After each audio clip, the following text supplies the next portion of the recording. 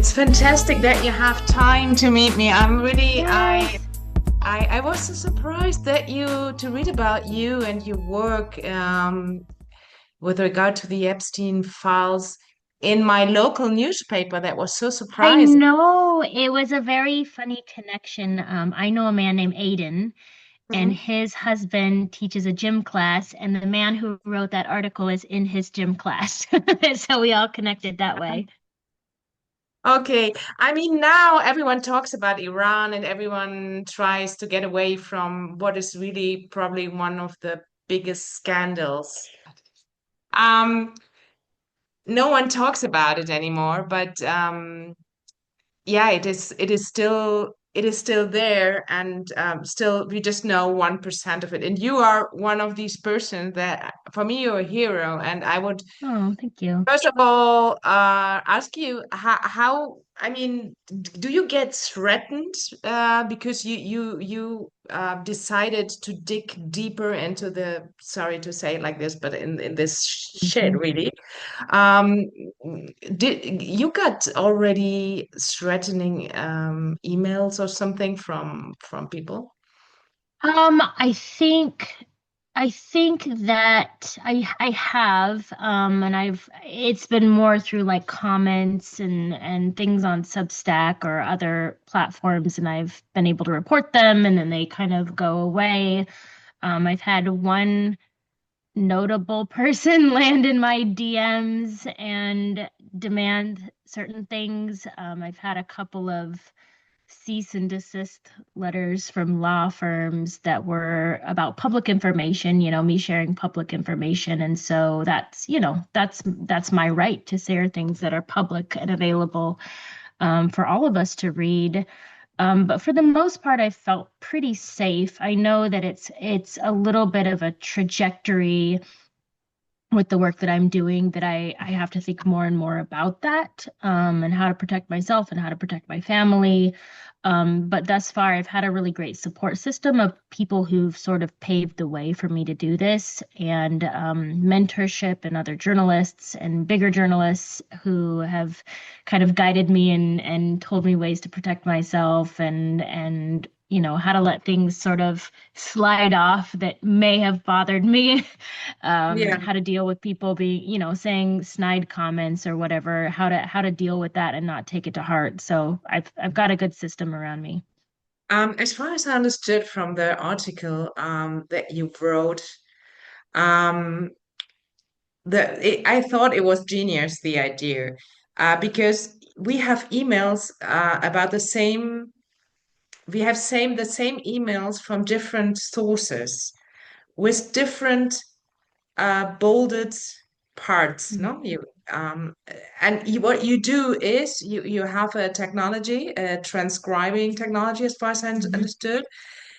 You put them over each other, and then you can find the names of, because every time another name is that right? Yeah. And Yes. So what I do is, I mean, I don't even use like a software or anything, but the way that the DOJ search system is set up is you can look up search terms. And so if I want to say find an email from Steve Bannon, which it may or may not be redacted. Some people are redacted and hard to find, but if I want to say find somebody, I'll say in quotes from so and so. I'll search yeah. it, and then when I find an email that I want to know more about, or I want to find the whole thread, I'll find some unique search term in that email, and then I'll search by that, and it will give me 10 to 12 versions of the same email.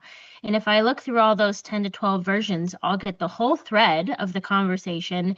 And then things that are redacted in the first version may not be redacted in the second version, or they may have redacted something else. And by putting them all together, I can usually get the entire email thread unredacted. Just read that they released something today, no, about Yeah, Trump. I think last night. Yeah, so what is that going to, did you contribute to it somehow? No, I mean, it was so about a week ago, there were two journalists at NPR that discovered that there were 53 missing pages of FBI interviews with a single woman who accused Donald Trump and Jeffrey Epstein of sexual abuse. And that these documents had been left out of the files, that we didn't have access to them. And so they made that public. And I think it was more, I mean, I don't know why they released them, but I think it definitely had to do with people knowing about them and discussing it online and, you know, yelling a little bit about it. But they released part of them. There were 53 missing pages and they released 16 pages. So we still have 37 to go. But they're called 302s, and that just means it was an FBI interview. And they interviewed the same woman 4 times, which is significant because that meant that they found something credible about what she was saying. And so in the interviews, there's a lot of discussion about like Ohio and friends of Leslie Wexner, Donald Trump, Jeffrey Epstein. It's a little bit earlier than some of these other cases. It would have been sometime in the 1980s.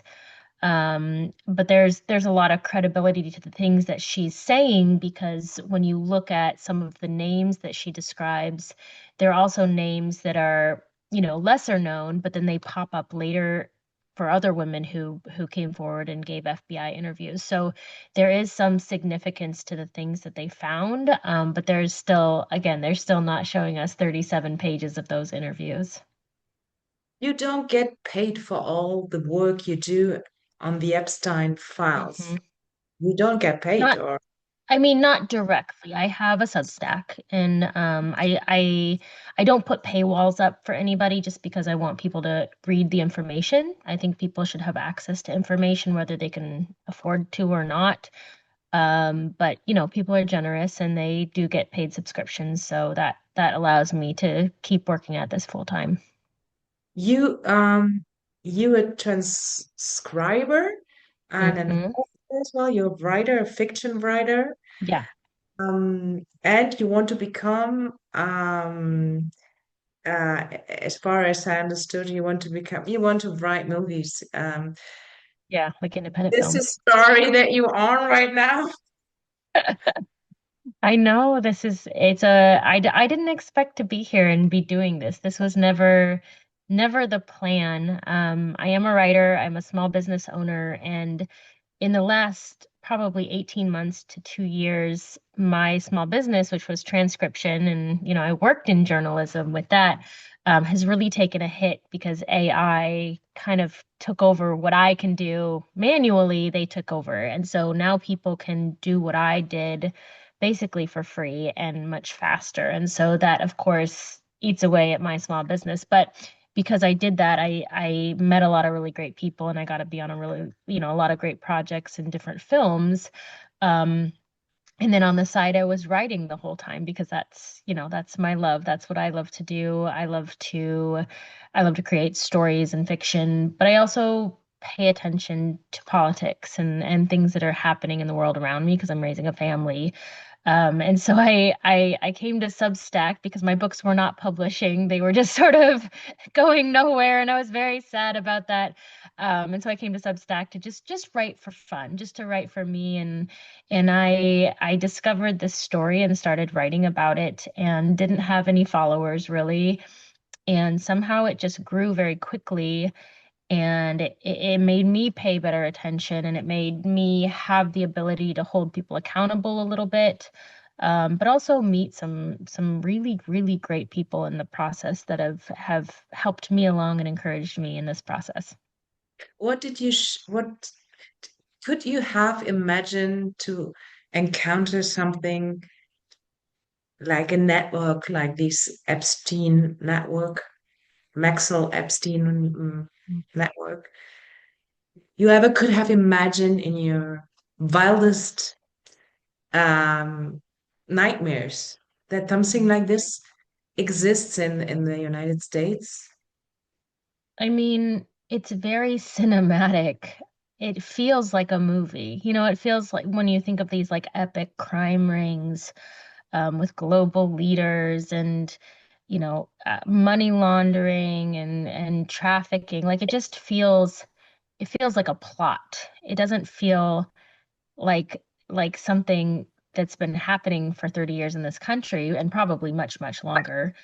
Um, but it also like it eats away at this, I'm not a very, very big conspiracy theorist. I'm fairly grounded and I like to, research and look up facts and so the idea that some of these things that we consider to be conspiracies are turning into something is frightening and it's upsetting um and so yeah, every day it feels like it grows and there's another finger out into the cosmos that leads some different direction, some other group of people, some other industry, some other scandal that I wonder how if we got the right justice for this investigation, how would they do it? Because it's so big and it would require so much. How would we accurately see it to the end? And so many people say that this is really the beginning of the end of the United States, like we knew it. And not just the Epstein files, but somehow yes, because it brought up, they say that Trump, he met Melanie at one of the parties, Epstein parties. I mean, there, Mm. no, and there are rumors with Pam Bondi as well, and Yeah. but I could not find anything about that. But Hmm. in general, it's a little bit, and then the Russians that he threatened people probably with the videos where he Oh, sure. recorded, Hmm. and that is also it I just think about how people that don't believe in democracy think now about democracies. I mean, that happened in democracies. Yeah. Yeah. And it is that idea of, it's very, again, very cinematic, the idea of the top 1% of the 1% of the wealth in this country just controlling everything and the rest of us just trying to live our lives and we had no idea. It was connected to Russia. When you look at, the way that Epstein and Trump had a falling out, their last falling out, it was over real estate that went to a Russian oligarch, and it was bought with money that didn't exist. And that was something that Epstein freely talked about. But I mean, when you think about the covering up of evidence of the President of the United States, you know, let's say, I was talking to someone about this yesterday. Let's say you or I had been documented our entire lives, and we had 3.5 million files about us somewhere. And we had a best friend for 15 years in the middle of that. And then somewhere somebody gets these 3.5 million files and that friend does not exist in those files. That would be impossible because they were part of our lives deeply for 15 years. And so when we don't see that information, we know that that has been hidden from us or covered up from us. And so then you have to ask why. If you are Donald Trump and you are completely innocent, let's say hypothetically completely innocent, why would you not be talking about it? Why would you not have a legal team defending you? Why would there not be conversations and articles and discussions? But we're told to just be quiet and to not talk about it. And that makes it that much more suspicious, that much more unbelievable, that he's innocent. I don't think very many people think he's innocent in all this. But his behavior surrounding it just heightens that suspicion. Mm. But the problem I also see is that the Democrats are involved as well. So Oh yeah, what is the it's future? bipartisan. Right. It's bipartisan. It's not political. It was very much financial, right? It was people who are, have $100 million and up versus people who didn't. So you will see lots of Democrats in the files. You will see Bill Gates in the files. You will see, Epstein was a Democrat.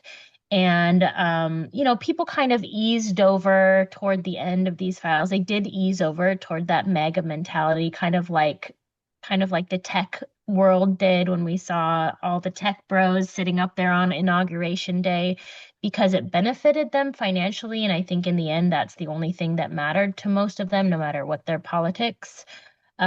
but it really is bipartisan. I mean, you will see in these files when you read journals and you read depositions and you read all sorts of things, there are politicians from every walk of life that were involved in this case and were actively pursuing these girls. And it didn't matter if they were Republican or Democrat, they were just all there. Um, how did do you feel about him, and do you feel safe in the US? I mean, there's so many things now going on. They're revealing, oh, probably we knew that these things were happening, but now it's revealed, which is a good sign as well. People say that is democracy because it comes up. Mhm. They talk about it. In Moscow, they don't talk about it because you Right. can't. No, but do you feel sometimes that you want to go to another place, that you want to live somewhere else?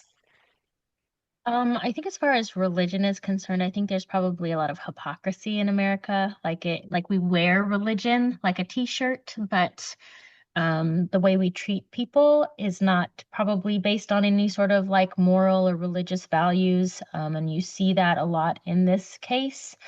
Um, you know, in the US, we have the ability to talk about this case, but you will see it only being talked about from people who don't work in the government. We're not seeing it talked about in Congress, and we're not seeing it talked about in the administration. We're seeing it talked about in newspapers and really independent newspapers, not even the biggest newspapers. And so, yes, we have the ability to fight back, but we also, none of us hold the power to actually do something about it beyond making it visible and making it vocal.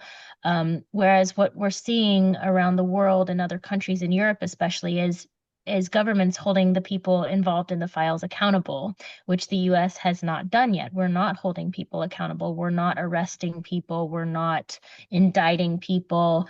You'll see people resigning, which I think is silly because they're multimillionaires, so they're just going to go resign and live on their retirement funds. That's not a punishment in my eyes. So I think right now the US is not following through and not acting like a democracy because sure, the people have the ability to talk about it, but our government is not listening to us. But do you think it's a turning point? I mean, is it still your country seeing all this Mhm. mess that is, I mean, somehow concentrated in this current administration, but for me, it's a long way and Mhm. this is the end, like this is the end. But yeah, I wonder, I think so much of my American friends, how they feel now Mhm. living there, Right, because even if Trump will be gone, okay, then probably the governor from California is becoming the new president. right, But how is so deep down all this right. in so, no. Yeah, yeah. I have a lot of friends in Canada, and they have all offered They've us all offered. places to stay. Um, I think, and Ireland as well. Um, yes, I think a lot of people think if Trump is impeached or if he resigns or if he's arrested and goes to jail, that will fix everything. And we have deep wounds in this country, very deep Very wounds. And I believe that it's interesting because we are this July, we are at the 250-year mark of the birth of the United States of America when we, started over. And it does feel like we're at a point where we need to completely start over again, that everything is just sort of burning down and needs to rise from the ashes. And maybe that is the best thing, maybe that is the best thing for our country to start completely fresh. But it's concerning because you think, okay, let's say even that the administration flips and it becomes a Democrat in office again, if we're a country that is so based on wealth, like the wealth class, we're just going to keep doing this. And it doesn't matter who's in office, it will still be based on wealth and not based on the social needs of people. Like that is the problem with the United States is we continue to hold the wealthy class as our high bar for what America means. And most of us don't live there. Most of us are struggling to pay our bills, and our kids' school lunches, we have to pay for their school lunches every day, and it's expensive, and nobody who seems to run for office has ever lived like a common person in the United States. They all seem to have a trust fund or a couple $1 million in the bank. And so I think that's a lot of being tone deaf about what people really need. And if we're going to change and if we're going to not see this happen again, then we have to start completely over. Um, how do you want to contribute to that? I mean, of course, your dream is to become a script writer, but or a play writer. But you doing now this important work of investigating deeper these files, doing all this must be very complicated, probably working with Excel sheets, or I don't know how you do it with Yeah. AI, I'm sure as well. But do you feel like I want to be part of this, of a new start? I do. I do. I don't think I'll ever work in politics. People have asked me about that, and I don't think that's my future. But I do really like the idea of, because I love writing, using the thing that I love also to make a difference feels right. Mm. And so, moving forward, whatever the next steps look like, I'll continue to write books, I'll continue to do the things that I did before, but I'll probably stay in this world as long as they keep me here in this journalism world, to do things that help make the world better. Again, I have kids who are growing up in this country, and the best that I can pave the way for them is that's what I'm going to do for them and for their friends and for their kids. And so I will likely keep doing this. And hopefully it's, the Epstein portion of it is short-lived and we come to a conclusion with that. But there will be other things, if you're going to have a democracy that truly is for the people and not for the government or the industries, you have to keep fighting. You can't ever let your guard down, because the second you do, people slip back in and start hurting people. No, I really liked your article as well because, or your work, because because you said you do it because you feel like you have to do it. I mean, you want to do it. And this Mhm. drive, which is not linked to money, it's not linked Right. to success, or I need to do this, and probably that what made America great. But then, all this capitalism Hmm. ideas and Right. philosophy became probably too important. And people like you are needed. I mean, more people like they're doing things. I mean, I know there are a lot of volunteering work in the US. It's really amazing what volunteers do in the neighborhoods and everything. But Hmm. this you really risk something as well because you have a family. Yeah. You say, I don't know, you're in New York, or where are you? Yeah, You're in we're New really York? close to New York. Yeah. Okay. Okay. Brad, New York probably is still a safer place. I don't know. But Yeah. yeah, you risk something. I mean, I was thinking Hmm. already about all the stuff that I write on LinkedIn about Trump. I mean, I can't go to the US right Yeah. now. I would be um Right. and in Germany we have the same thing now with Gaza. We can't talk openly about Gaza. Right. Christmas or Netanyahu, please. We have things going on that are not good either. I mean, we try to be good, Hmm. but this is not good. I mean, it's not Right. democracy. Yeah. But yeah, thank you so much Thank you. for opening up. And yeah, how can we support your work? Where can I you? think that the main thing is probably just on Substack. That's where I'm writing the most. I'm on most social media platforms, but really the work that I'm doing is out of Substack. Yeah. Okay, thank you so much. Have a nice Thank day and have you. a good You too. weekend. You And we too. keep in touch. Bye Okay, bye. Bye bye-bye.